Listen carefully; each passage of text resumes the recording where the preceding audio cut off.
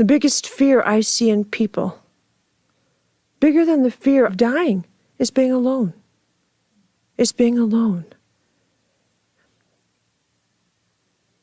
I have witnessed and met very few people who are genuinely on the mystical path who have not been asked to endure aloneness. Why?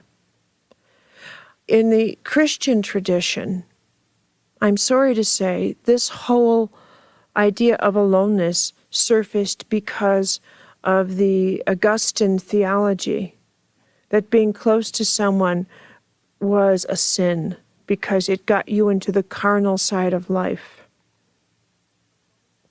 And so aloneness was sort of seen as a necessary sexual discipline as opposed to a true spiritual one.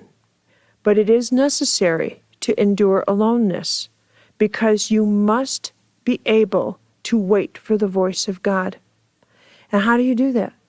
You literally have to listen to all of the voices that talk to you all the time, that are based upon your fears, that are based upon what you have expected from life, what you are invoking when you are alone and going through endurance, is how you thought your life should be. And you've got to be able to give that up. You have got to be able to say, I have no attachment to that anymore. And then you have to be able to say, what do you want from me? What if God said, you know what I want from you? I want someone to live sweetly in this part of Boulder, Colorado, because that neighborhood needs a soul that has your rhythm in it. That's your life task, to be a balanced soul in that part of town. No big occupation, no famous artisanship, simply to be a light in a place that needs your frequency of light. What if that were your task? Could you look at that and say, oh, I could do that? Or would you say, is that it? Is that, wait a minute, excuse me, you just want me to hang out and be a light in a neighborhood? What? I'll get him a GE bulb. Give me a job. See, I don't think we get it. It's the hardest thing to understand that the divine does not play by our rules.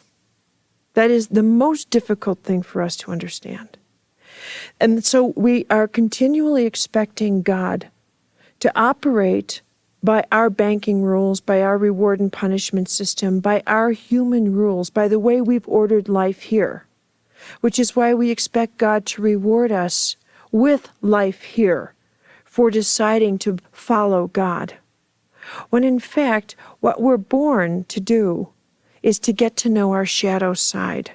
That's the journey of becoming conscious. That's why you have to enter into yourself alone. And that's where the madness starts. Because when you say, talk to me, God, the answer is, okay, in you go. In you go. For the first time, you encounter your archetypal forces, the energies of your dream state. You're saying to your unconscious, come out, I want to see what's been controlling me all these years. In order to do that, you can't have distractions.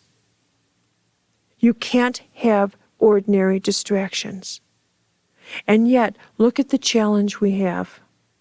You have to earn a living while taking apart your interior.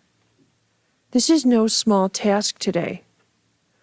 You can't show up at work and say, well, I'm having a mystical experience. Can I have a longer lunch? It's not realistic, but here we are.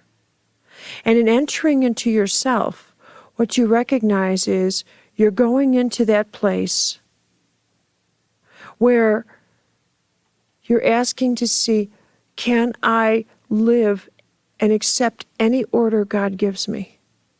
What if God said, strip away everything you have and live on your own? I'll take care of you. as the ultimate trust act of whether or not you trust the presence of God in your life. The story of the Peace Pilgrim is such a rich story of this. A woman who at age 52 decides to hike the United States with just the clothes on her back. And she walked until given a bed and ate when given a meal. She trusted God would be there for her. At one point, she's walking in a certain part of the country and the weather pattern changes. She's freezing. She hasn't got the clothes for the weather change. She hears a voice. The voice says, "Go under the bridge." She doesn't say, "Oh, did I hear that voice? Am I crazy? Was that me? Did you hear a voice?" She was completely aligned. And she turned and she went under the bridge, where there was a box waiting for her with a blanket and a pillow inside. Now, the richer part of this story is not that. It's that she didn't sit back and say, "Can you believe this?" She simply assumed it. Now that is the bond you're looking for. The bond of assumption that is so beyond the survival issues of this life that you assume they'll be taken care of in exactly that way. The point to grasp about this marvelous peace pilgrim in that experience is not the ooh-ah of the box that showed up, but that it wasn't an ooh-ah for her. Are you with me? When you can just assume, where all of a sudden you aren't in awe of miracles, you assume they're happening. You get past the point of the ooh-ah face of God. And that is such an important part of your journey. And in order to get to that point, you go into this part inside of you that says, I need to face the fact that I have a tremendous fear of being alone.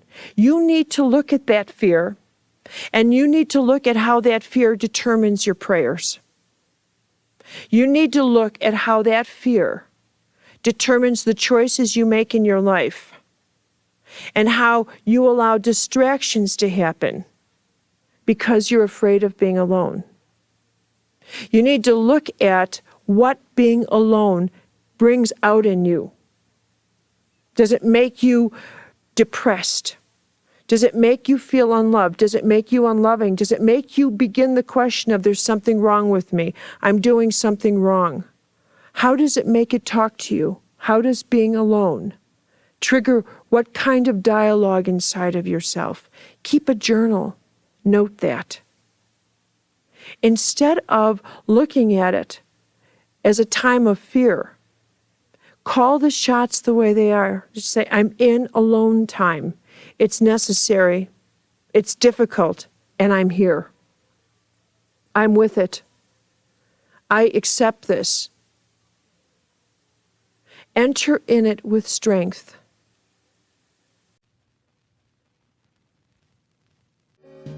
I'm feeling better now.